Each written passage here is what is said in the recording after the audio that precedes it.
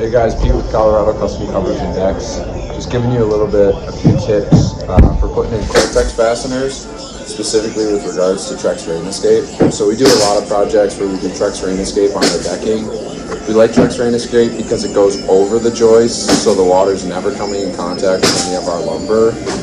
And then we can finish the underside of the deck. We do our nice blue stained tongue and groove on the ceilings underneath our decks and covers. So a couple tricks that we've noticed is, first off, we like to cut in our borders after we lay our decking.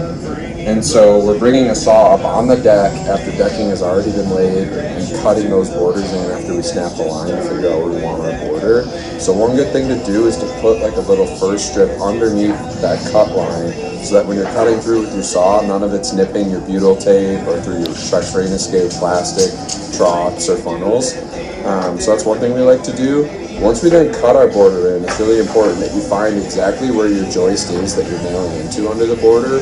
So sometimes we have like a triple member beam, quadruple member beam, and so there's actually 4 joists in there. And it's important to know where those joists actually are, because if you have a Cortex screw that goes through the decking and into the joint between 2 joists, it actually doesn't seal. It doesn't seal well in the butyl and ends up poking a big hole, and then you have leaks coming through those triple member beams. So you got to be really careful for that. So what we recommend is finding where your joist is, coming in 3/4 inch so you can hit right in the middle of the joist, and then snapping a line on your border there. Make sure you get the screw straight up and down when you're putting it in, and use one of these Cortex bits. It has a little felt tip on the end that actually releases once you get the Cortex screw driven to the right depth for the Cortex plug to go in. So make sure you keep that straight up and down and really push through. What you definitely do not want to do is, anytime you have a screw that doesn't bite, to just try to burn it into the decking. Sometimes that's possible, especially with composite decking, to just kind of melt it in. That will also not create a seal, and you'll end up with a lot of leaks. So just to go over again, make sure you know where your joists are.